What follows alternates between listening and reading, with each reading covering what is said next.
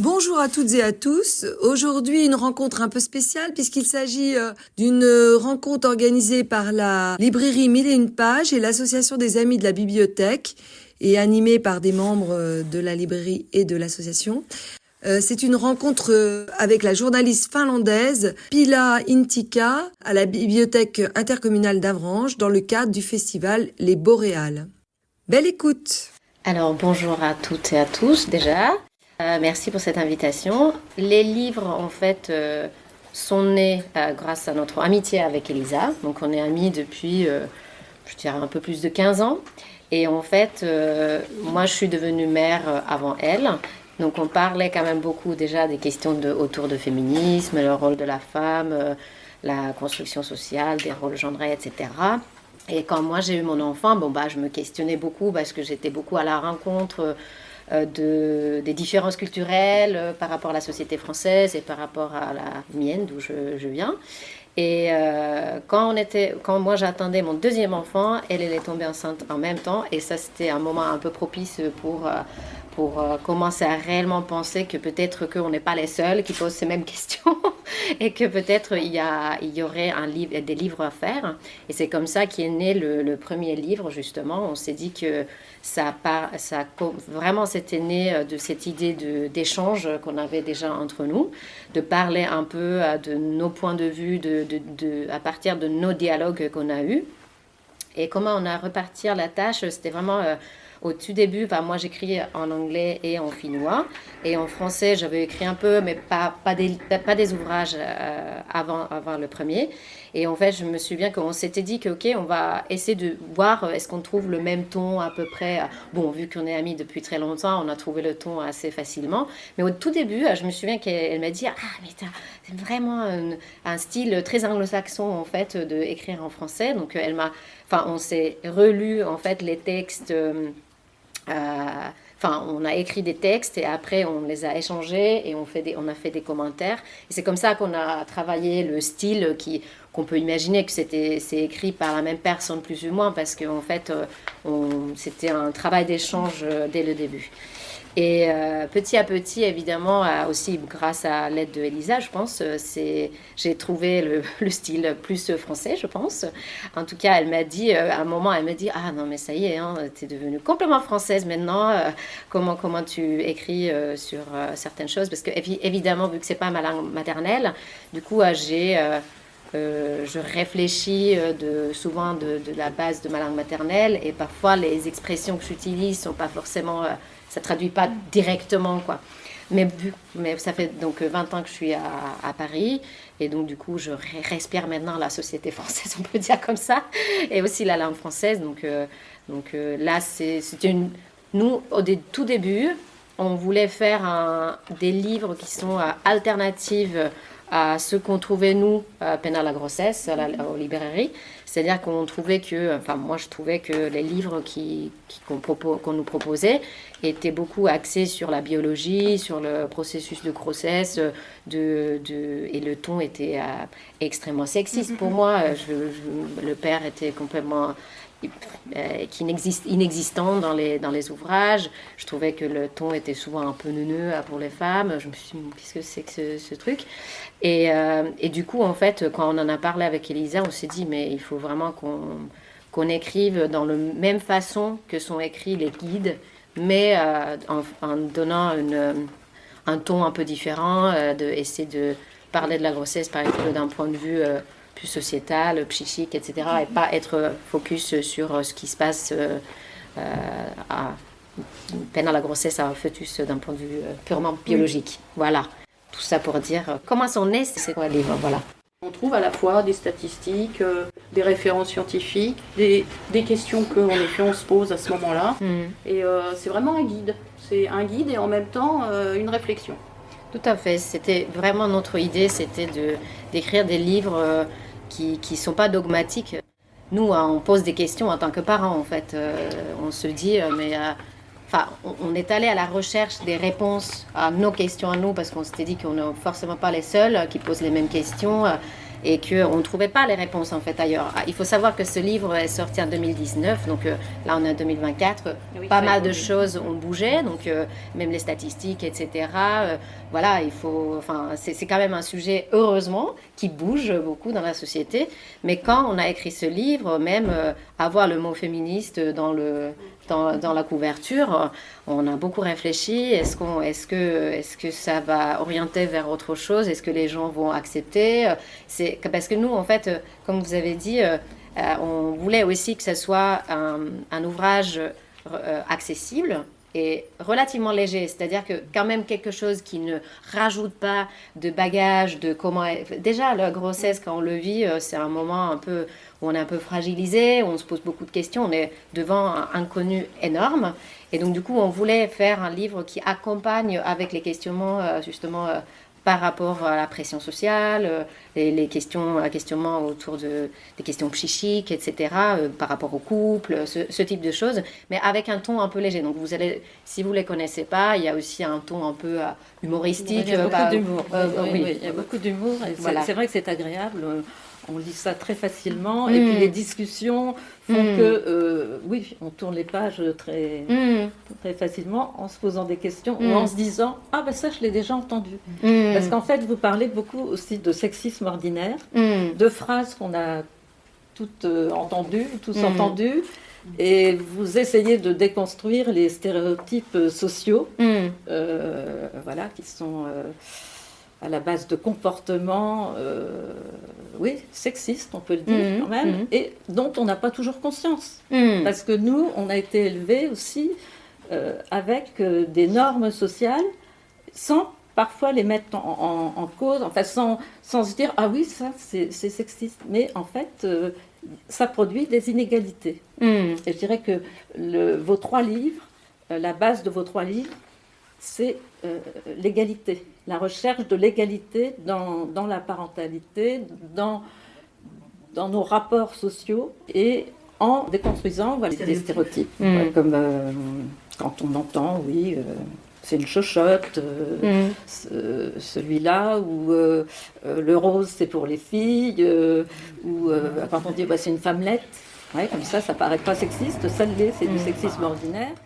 Je vous dis juste, je me permets de dire que ce 3e livre, si vous ne les connaissez pas, les deux livres sont donc dans ce même format. En fait, il y a toujours un récit personnel, puis on va en profondeur sur un sujet, et puis il y a d'autres types, des questionnements aussi, parce que ces livres étaient destinés vraiment aux partenaires, c'est-à-dire que si jamais le projet de famille était un projet de 2 personnes, on voulait que l'autre soit inclus aussi dans ce projet-là. Donc on s'est dit qu'en fait il faut des questions, etc. Tandis que celui-là est complètement différent. Ce livre, oui, ça c'est vraiment né par le retour des rencontres qu'on avait fait avec Elisa, où les gens nous posaient des questions en disant oui, mais en fait, moi justement, j'ai une cousine ou j'ai la mère de mon conjoint qui fait tout le temps des remarques sexistes, je ne sais pas quoi lui dire, quoi lui répondre. Et en fait, ça revenait tout le temps. Donc du coup, on s'était dit, mais nous non plus, on n'a pas les réponses. Donc on s'est dit, ok, on va aller chercher justement des situations de la vie quotidienne où on reproduit les inégalités de genre, même malgré nous, sans le savoir parfois. C'est-à-dire que si on n'a pas la prise de conscience, souvent, en fait, par automatisme, on parle des filles comme ça, des garçons comme ça, ou de la parentalité comme ça, et que ça peut paraître vraiment très banal, et on peut se dire que oh, c'est pas grave si on dit ça. Mais quand on commence à accumuler les choses, on se dit ça crée une sorte de base pour faciliter et accepter le sexisme et les inégalités, parce qu'on l'a déjà appris dès toute petite âge. Juste pour une petite introduction, pour dire que justement ce livre est donc dans un forme de dialogue, donc c'est vraiment très différent, c'est accessible encore une fois d'une autre manière que les 2 autres ouvrages. Voilà. Le genre, en fait, c'est la culture qui le définit. C'est une construction sociale. Il faut savoir que souvent, si on commence à parler des questions des filles et des garçons, de questions de genre de base, c'est qu'en fait, on mélange ce qui est le sexe biologique et le genre. C'est-à-dire que quand on parle de genre, c'est une construction sociale. Donc, c'est une sorte de comment on performe notre genre. Et en fait, la culture participe, mais aussi le langage, la société, toutes les idées reçues qu'on peut avoir, en fait, qui passent un peu inaperçues dans notre vie, dans notre société, participent justement à comment dire, encadrer les filles dans un certain type de rôle et les hommes, les garçons dans un certain type de rôle. Et ça, c'est depuis même la naissance de l'enfant jusqu'à la fin de leur vie. Et ça, c'est quelque chose, justement, j'étais cet après-midi au collège ici pour parler de ces questions-là, et je me suis dit que c'est quand même drôle on a écrit ces livres avec un focus vraiment sur la petite enfance, et en parlant de ces sujets-là, je me suis dit, mais en fait, c'est pour tout le monde. C'est-à-dire que c'est aussi pour les adolescents, on parle des mêmes sujets, pour les parents, on parle des mêmes sujets. En fait, c'est cette idée de base d'avoir une prise de conscience que c'est une construction sociale dont on parle, et quels sont tous les mini-trucs dans nos vies qui participent. Ça, c'est quelque chose qui traverse tous les âges, toutes les classes, toute la société, en fait. Plus, est-ce que vous pensez que les parents peuvent avoir conscience de leurs actes ou de leurs paroles, et du coup des conséquences que ça peut avoir sur leur enfant, sur l'avenir de leur enfant? Ah ben non, je pense qu'on est tous je pense que même moi-même, en fait, j'ai des automatismes qui vont vers le sexisme. Si j'y pense pas, en fait, si je fais pas le travail de manière au quotidien, je dis travail, mais je veux pas dire que c'est quelque chose que je travaille tous les jours pour ça. Mais je veux dire qu'en fait, si on n'y réfléchit pas, en fait, on va vite vers quelque chose inconsciemment. Et la direction, c'est souvent vers les stéréotypes, vers les idées, les préjugés qu'on peut avoir sur que ça soit le sexe du bébé par son apparence, ou un enfant par son apparence. Si un garçon a les longs cheveux, par exemple, facilement on peut dire qu'est-ce qu'elle fait, votre fille? Enfin, c'est tellement des automatismes que je pense que beaucoup de gens ne réfléchissent pas à quel point ça participe justement aux inégalités. Parce qu'on peut se dire que, bon, il y a des inégalités qui sont, comme vous avez mentionné, les violences très graves faites aux femmes, que c'est quelque part très loin de nous, en fait. Que c'est quelque chose qui s'est fait un fait divers, ça se passe là. Moi, j'y crois pas. Je pense que réellement, tout passe, en fait, par l'acceptance du sexisme ordinaire dans la vie. C'est-à-dire que le fait de rigoler à quelqu'un qui sort d'un cadre un peu normé, par exemple, quand il s'agit d'une fille ou un garçon, ou dire que, en fait, les garçons sont comme ça, donc on tolère quelques types de comportements plus facilement que chez les filles. Tout ça, en fait, ça crée dans la société une société d'acceptance qui favorise le fait que on peut avoir un procès comme Amazon, où même les accusés ne se rendent pas compte, en fait, ce qu'ils ont fait. Et c'est quand même, c'est assez hallucinant. Et donc, du coup, nous, on parle souvent de sexisme ordinaire, parce qu'en fait, on se dit que c'est là où on peut, en tant qu'individu, aussi attaquer quelque chose. C'est-à-dire, on peut essayer de favoriser un terrain qui met en avant l'égalité, qui dénonce les inégalités, qui dénonce le sexisme ordinaire, que ce soit un camarade qui dit quelque chose, au lieu de rigoler à côté, se dire, mais en fait, pourquoi tu dis ça, en fait, c'est quoi l'intérêt, ou quand justement, je sais que c'est compliqué, quand par exemple dans les situations familiales, quand il y a peut-être des différences de génération, des différences de valeurs, des apprentissages. En fait, souvent on se dit qu'en fait, quand on a écrit ces livres, qu'en fait, il ne s'agit pas tant d'apprendre des nouvelles choses, c'est plutôt de désapprendre, en fait, des schémas qu'on a intériorisés nous-mêmes. Et ça, c'est un travail permanent. C'est-à-dire que moi, je pense que une sorte de parentalité égalitaire comme ça n'existe pas réellement, parce qu'en fait, on peut juste essayer d'aller vers plus d'égalité en défendant l'égalité dans les situations quotidiennes. mais je pense qu'on a tous et toutes des aperçus qui existent, même malgré nous en fait. Donc même moi, même si je lis sur le sujet, que je viens d'un autre pays qui est très différent par rapport aux questions d'égalité, j'ai quand même intériorisé plein de choses et j'essaye mon maximum, mais bon, après, je vis ma vie aussi, et enfin voilà. Les pays nordiques sont quand même reconnus comme étant en avance concernant l'égalité, justement, dans la parentalité, pour les salaires entre hommes et femmes, pour les congés parentaux. Tout à fait. Puisque, voilà, vous venez de Finlande, vous allez nous dire quand même les différences, en fait, entre les méthodes éducatives aussi en Finlande et en France. Qu'est-ce qui vous a frappé en venant en France ? Et voilà, dites-nous ce qui est plus égalitaire en Finlande par rapport à la France. Il y a beaucoup de choses. Déjà, parlant déjà des congés, par exemple. Donc, c'était une surprise pour moi quand je suis arrivée en France que le congé maternité était très court et que le congé paternité était inexistant. Même aujourd'hui, c'est volontaire, ce n'est pas une obligation. Ce que je trouve dans un pays comme ça, si on peut choisir, on n'est pas forcément... je pense qu'on devrait obliger parce que sinon les gens ne le font pas forcément. Enfin, il faut beaucoup de volonté quand même. Et en Finlande, par exemple... Ils ont changé les congés. Déjà, c'était beaucoup plus égalitaire et beaucoup plus long. Mais aujourd'hui, c'est déjà, il y a un congé ça s'appelle congé de grossesse. Et après ça, il y a 160 jours pour la mère et 160 jours pour l'autre parent. Et donc, du coup, qui sont obligatoires. C'est-à-dire que dans les 160 jours, je crois qu'il y a 50 jours que le père peut assigner à la femme, mais pas plus. Donc, du coup, ça oblige aussi les pères de prendre la responsabilité.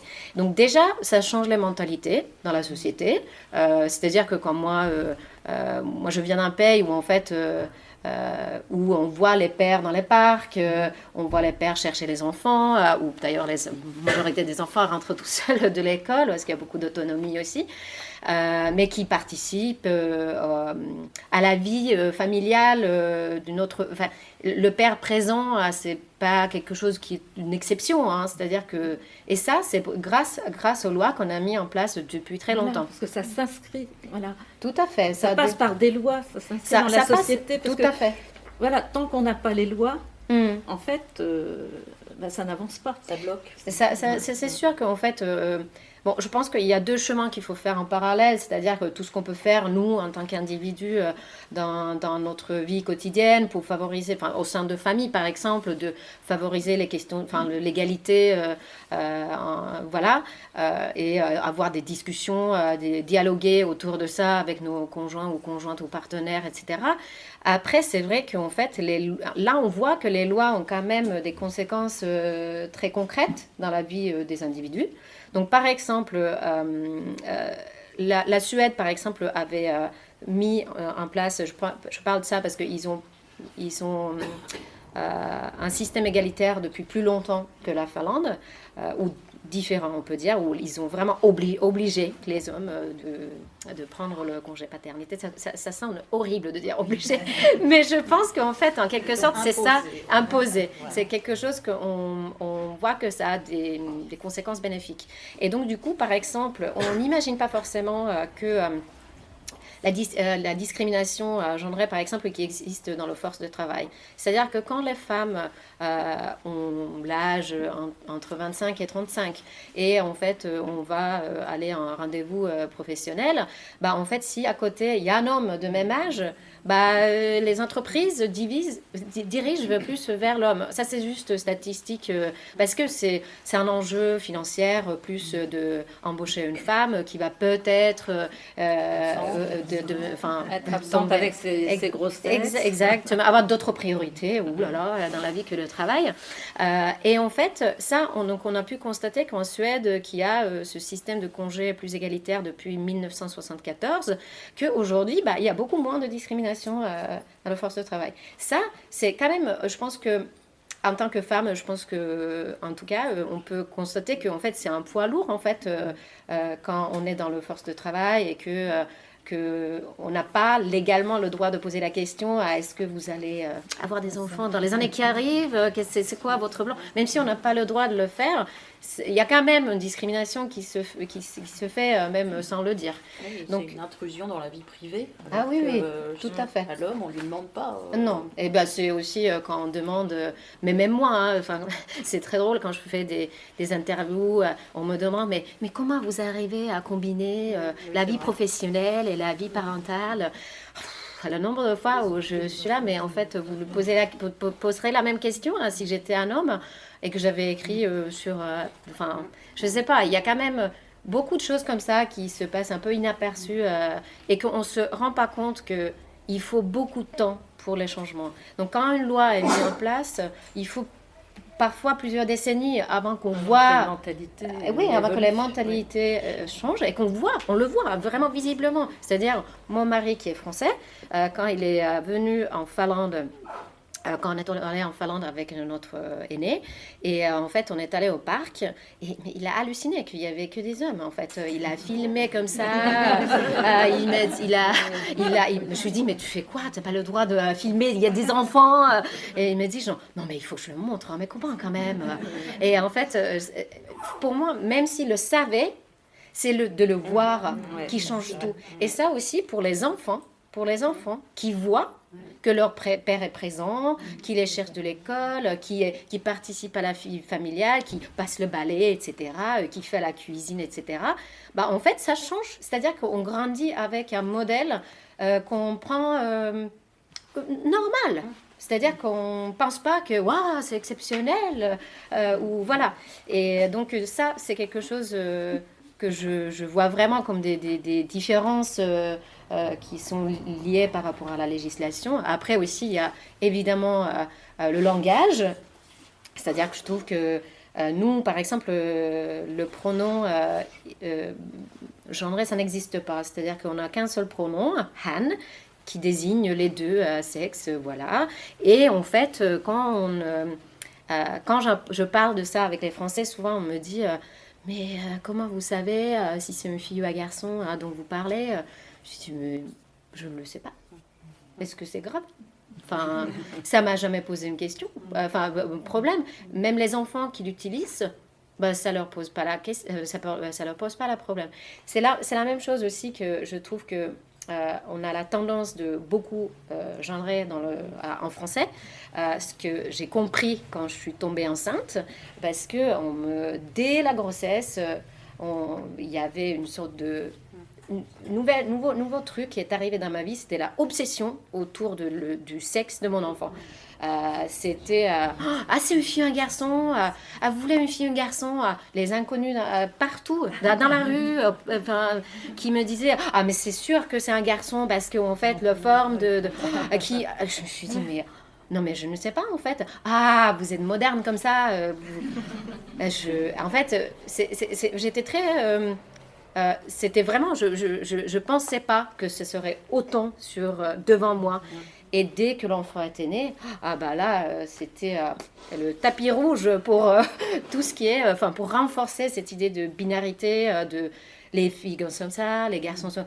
les garçons... même par rapport aux pleurs des enfants, il y a quand même, je me suis dit, waouh, vous avez créé des mythes énormes, en fait, autour de ça. Et que, aussi, le fait il fallait désigner le sexe de l'enfant dès la naissance. J'avais raconté au collège, justement, tout à l'heure, que... par exemple, nous, on voulait savoir si c'était un fille, un garçon, et que je juge pas les gens qui veulent le savoir. Après, moi, je me suis dit avec mon conjoint que c'était un moment propice aussi avant la naissance de parler. Qu'est-ce que ça veut dire avoir un garçon pour toi? Ça veut dire quoi? Qu'est-ce que tu imagines? Est-ce que tu as une perception différente de ta parentalité vu qu'on sait maintenant que c'est un garçon et pas une fille. C'était bien. Et donc, du coup, quand on est arrivé... on voulait quand même pas le désigner avec les codes sociaux par exemple... donc, on a choisi, par exemple, les bodys qui étaient blancs, etc. Et quand on était à la maternité, quand on l'avait habillé, le bébé, etc., systématiquement, tous les gens qui sont venus dans la chambre disaient « Ah, vous voulez pas savoir le sexe ?» J'ai dit « Si, on savait. » C'était très surpris. Mais pourquoi pourquoi il est habillé en blanc? Je dis, parce qu'on aime bien le blanc. Tout simplement. Et ça, en fait, je me suis rendu compte quand je suis devenue mère que en fait, je vais être face à ce type de questions tout le temps. Que ce soit au parc, que ce soit à l'école, que ce soit avec l'entourage. Et en fait, je me suis préparée mentalement. Je me suis dit, ok, c'est bon. Peut-être c'est pour ça qu'on a écrit aussi tous ces livres et que j'en parle comme ça avec vous aussi. C'est que, en fait, je me suis dit que c'est quand même... c'était vraiment très frappant, une sorte de... et je pense que ça, l'obsession, je veux dire, de genre et de binarité dans la culture française, mais je pense que ça en fait, les gens ne réfléchissent même pas. Tu me demandais justement... Oui, parce que notre esprit est formaté complètement. Dès le départ, quoi, Les automatismes. Les automatismes. Et aussi, par exemple, on ne dit pas, en Finlande, beaucoup... quand on parle des enfants, on veut les rassembler, on dit, même à l'école, hein, les enseignants, ils disent, les enfants, venez les enfants. Ici, on dit, ah les filles, venez les garçons. Enfin, c'est un automatisme en fait, et ça, c'est quelque chose que je vois où on est un peu avancé par rapport à ça dans les pays nordiques. Oui, parce que vous avez justement des crèches, en fait, avec des méthodes éducatives non genrées, ce qui n'existe pas chez nous, enfin pas à ma connaissance. Vous dites, dans le privé, oui, mais oui, bon, vous dites malheureusement. que quand vous avez voulu mettre votre enfant en crèche à Paris, vous avez recherché une crèche avec ces méthodes non genrées. Et là, on vous a dit, bah non, on vous a regardé un peu avec des yeux ronds. Et Bah, voilà, ça, alors c'est... expliquez-nous un petit peu, en fait, ce qui se passe en Finlande avec ces méthodes éducatives. Alors du coup, par exemple, la loi d'égalité existe depuis des années 80 et ça a été amélioré au fil des années. Mais en 2015, c'est devenu obligatoire, toujours ce mot obligation, que en fait, même dans la petite enfance, que ce soit des crèches ou école maternelle, enfin, c'est pas pareil, mais bon, je vous dis comme ça, vous comprenez à peu près les âges des enfants, et jusqu'à l'école primaire, et enfin jusqu'à la fin de scolarité, une obligation de mettre en place un plan d'égalité. Et en fait, ça veut dire qu'en fait, on n'a pas... C'est pas juste une recommandation ou de dire qu'il y a quelqu'un qui... Si quelqu'un a des questions, il y a un référent, on peut aller lui poser des questions. Non, en fait, il faut avoir un plan écrit, des actions que l'école ou l'établissement de collectivité veut mettre en place et un suivi et puis une évaluation. Quelques années plus tard, est-ce que... ces choses ont changé? Est-ce que ils ont été bénéfiques? Qu'est-ce qu'on constate après? Donc ça, c'est que depuis 2015. Avant, il y avait beaucoup de crèches, beaucoup de municipalités qui l'ont fait de manière volontaire. Mais ça a créé beaucoup des inégalités entre les municipalités, parce qu'il y a des municipalités qui avaient une volonté vers ça, mais il y avait aussi des municipalités qui n'ont pas forcément voulu faire ça. Et du coup, c'est pour ça qu'on a créé cette loi, pour que ça couvre tout le pays, que tous les enfants bénéficieraient des mêmes choses. Et donc ça, c'est par exemple un truc qui a été mis en place vraiment très spécifiquement. Et vu que c'est aussi récent, on va peut-être l'année prochaine, je pense que vu que ça va faire 10 ans, on va pouvoir réellement voir. Je sais qu'il y a eu des études des écoles différentes où par exemple les étudiants de pédagogie sont allés à surveiller justement et suivre en fait ce qui se passe dans ces établissements pour tirer des conclusions, etc. Mais c'est vraiment assez spécifique à chaque école. Donc du coup, on a pu constater que les inégalités restent malheureusement, hein, même si on essaye. Mais ça, je pense que les mentalités ne changent pas aussi rapidement. C'est-à-dire que si on met en place des actions qui favorisent l'égalité à l'école, par exemple, il faut attendre un peu plus longtemps. L'enfant va aussi dans voilà. la famille, il voit des amis. Bien donc, sûr, bien sûr. L'influence il y a de toute la société. Bien sûr, mais c'est comme... des trucs contradictoires même. Contradictoire, pour lui. mais bien sûr, mais comme les contradictions des parents qui défendent l'égalité dans leur parentalité, ils savent que, en fait, comme moi, je sais que mes enfants sont à l'école où ils sont confrontés par les normes, par les idées reçues sur les filles et les garçons. Enfin, moi, je pense que ça, c'est les moments extrêmement importants, justement, pour créer de dialogue. C'est pour ça que ce livre-là, ça parle de ça. C'est-à-dire que quand il y a une confrontation des points de vue différents, des valeurs différentes, souvent des stéréotypes qui n'ont pas été déconstruits, du coup, je trouve que c'est des moments extrêmement importants, justement, de commencer un dialogue bienveillant par rapport à ça. Souvent, on peut se dire « Oh non, ça, c'est pas pour moi, ça ne m'intéresse pas », ou l'autre qui dit genre « Oh, mais tu comprends rien, c'est comme ça ». Et en fait, il faudrait qu'il y ait une sorte de beaucoup de bienveillance. C'est difficile, hein. Là, on a écrit les livres, même je peux dire que même dans ma vie, dans ma propre vie, c'est pas toujours facile, parce que ça demande aussi un certain courage de aller à l'encontre de quelqu'un, souvent si c'est une personne qui pourrait avoir une figure d'autorité, par exemple, de dire que je suis pas d'accord. Ça demande quand même de courage. C'est pour ça qu'on a écrit ce livre aussi, pour donner un peu des outils et d'encouragement d'y aller quand même, parce que c'est bénéfique pour tout le monde, finalement. Pour les hommes aussi, d'ailleurs.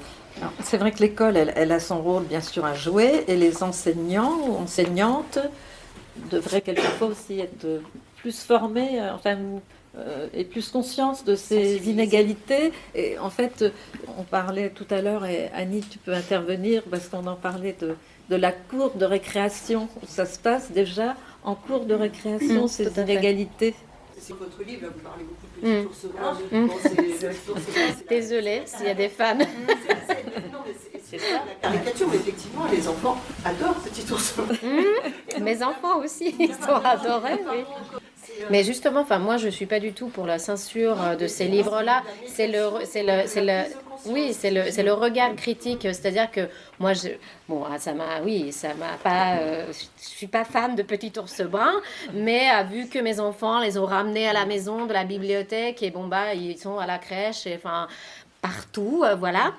Du coup, je me suis dit bon, d'accord, on les lit et en fait. Il y avait un moment où, en fait, justement, après chaque fois quand on les a lus, j'ai posé des questions, j'ai dit, dis donc, c'est toujours la mère, c'est toujours comme ça, ou est-ce que là, dans la famille, c'est toujours comme ça, mais pourquoi lui, il n'est pas actif du tout, enfin voilà. Et en fait, ça fait un peu genre, ah bah oui, en fait, et en fait, c'est aussi les enfants, il faut savoir que sont très ouverts à la discussion, sont très... adorent à chercher des informations et ils veulent être actifs en fait. Ça c'est quelque chose je pense qui vient aussi beaucoup des pays nordiques, c'est-à-dire le côté un peu donner une autonomie à la réflexion de l'enfant, c'est-à-dire de favoriser ça en fait et pas être là non c'est moi qui sais parce que je suis plus grand que toi et que je suis le parent et je suis l'autorité donc tu vas faire exactement comme je te dis ou tu vas réfléchir comme je te dis. Et il y a peut-être, moi, je pense que chez moi, j'ai eu cette volonté-là, peut-être plus grâce à l'éducation que j'ai reçue et grâce à la culture dans laquelle j'ai grandi, en fait. Mais c'est vrai que cette question, par exemple, de la cour de récréation, c'est même si on peut le prouver aujourd'hui par plein d'études, il y a quand même plein de gens qui disent « Oh non !» Ça va, c'est pas... Non, franchement, moi, ma fille, elle fait de temps en temps du foot, tu vois. Ah, mon fils, il fait des dessins de temps en temps. Ok, d'accord, super. Mais ça crée pas... En fait, on se rend pas compte... En fait, je pense que les gens, ils sont parfois... la difficulté de faire la liaison entre le miniature de la société qui existe à l'école et qui est reproduit après dans la vie d'adulte. Oui, parce que c'est symbolique, la cour de récré. Complètement. Et que les garçons prennent de la place, les filles apprennent à donner de la place.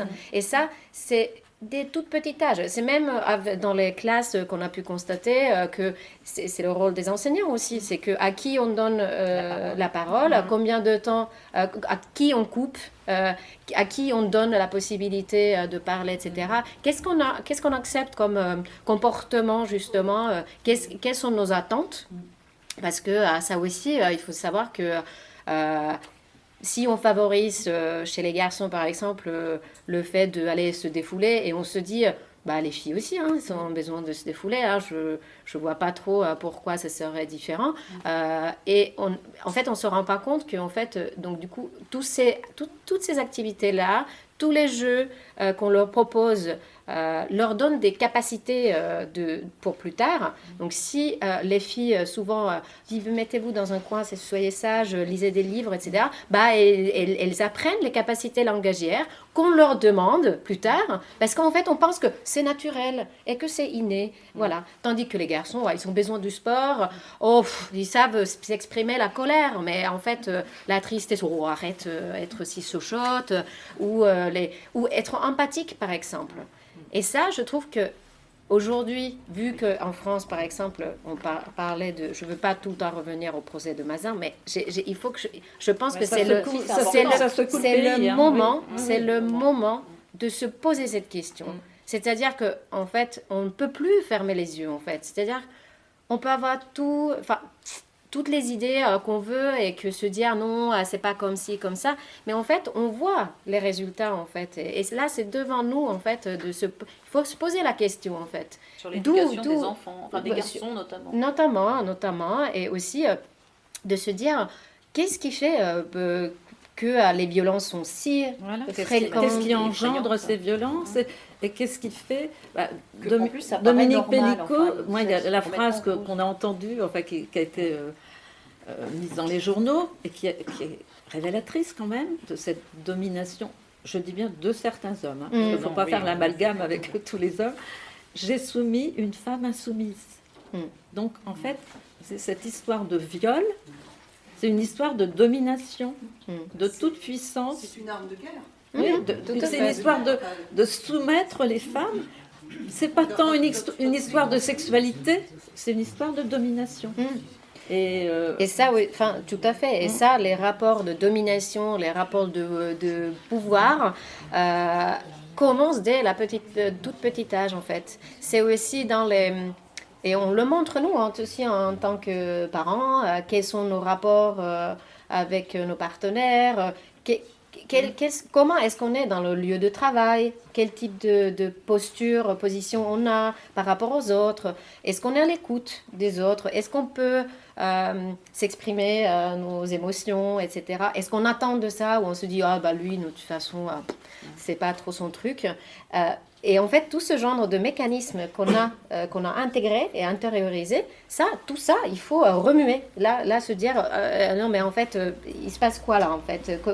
Est-ce que... Et remettre en cause nous-mêmes, mais aussi les systèmes, et se dire que tout ça, c'est ancré tellement dans la structure, et que ça vraiment, ça bénéficie majoritaire, enfin vraiment les hommes au détriment des femmes quand même, on peut le dire. Et ça commence donc dès tout petit âge.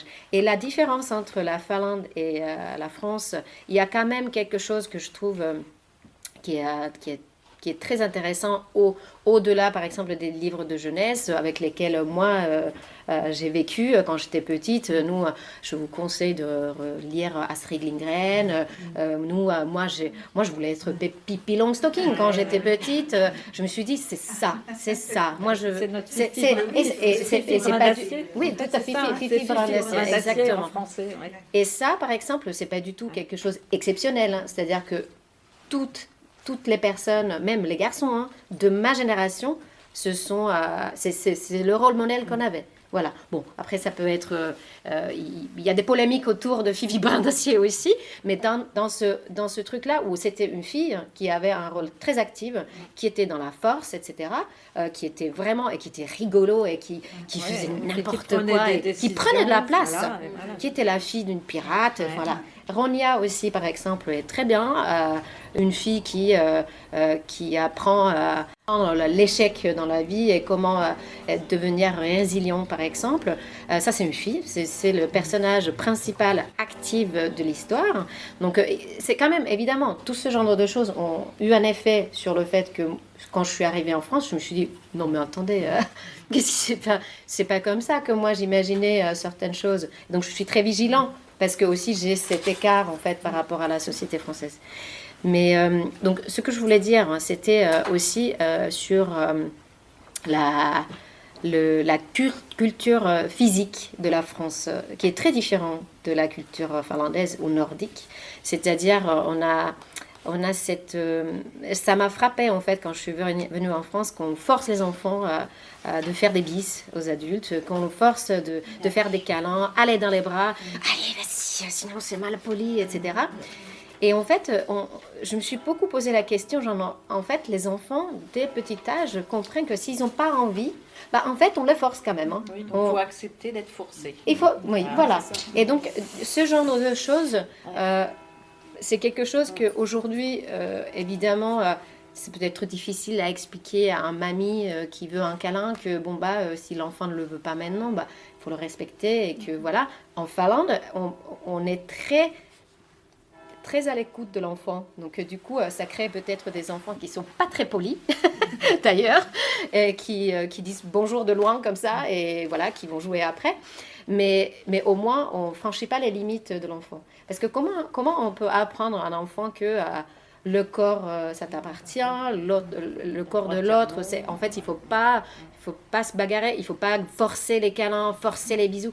Quand on est dans cette culture dès la petite enfance, quand on leur dit allez. Moi, je ne sais pas si vous êtes d'accord parce que vous êtes français et française, mais moi, ça m'a... Je me suis dit, mais même à mon conjoint, je lui ai dit, mais arrête de les forcer. En fait, tu vois très bien qu'il n'a pas envie, il a peur. Peut-être il lui faut un petit temps d'adaptation, et qu'après, il voudra y aller lui-même, en fait, lui donner un câlin ou pas. Mais on est des adultes. Forcé, c'est encore mieux quand même. Oui. En plus. Bon, ça, c'est quelques exemples. On rejoint l'histoire du consentement. Exactement. Je pense que ça... dont on parle beaucoup.